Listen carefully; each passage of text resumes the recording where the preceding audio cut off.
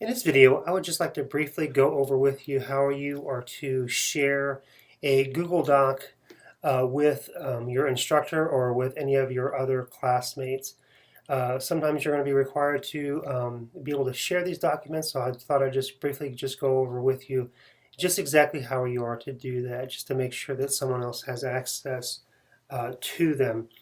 So once you log into your TIU account and you are in your Google Drive file, you will see a page similar to what we have here, where it's just going to list a lot of the different documents that you may have shared or you may have stored on your Google Drive.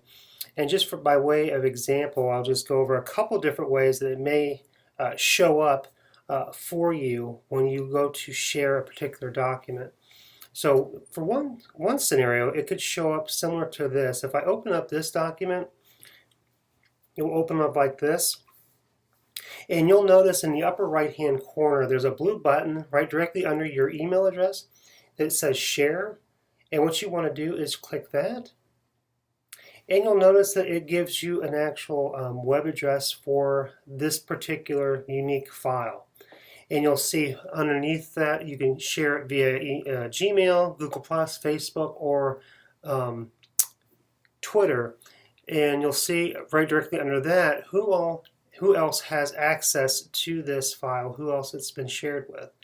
But what's important for our situation currently is you'll see toward the bottom of that is where it says invite people. And here you'll enter the name, email address, or group that you would like to share this particular document with. And that is where you will enter either your instructor's name or email address or another student's email address or name. And once you do that, you'll click send. Or first of all, you want to make sure, okay, when it says can edit, there's other permissions that you can give that individual, but you want to make sure that if you're sharing it with your instructor, you want to make sure that this is by default is clicked, that they can edit it, because they will probably want to annotate on your file to give you comments, give you feedback and evaluation and a grade for your assignment, so that you can read them when they share that back, when they make those comments, that you'll be able to have access to that for your future reference. And you'll also want to just make sure to leave this click where it says notify people via email, and you can also add a message to that, just letting them know that you've submitted or that you've shared this file with them, that it came from you, and that they will actually get an email notification once you have done that, so that they actually know that you have shared that document with them. And that's important too, because if you don't email them, it may kind of pass by and they may not notice that you have actually shared that document with them. So it's very important that you leave that ticked off so that they know that you have shared that with them.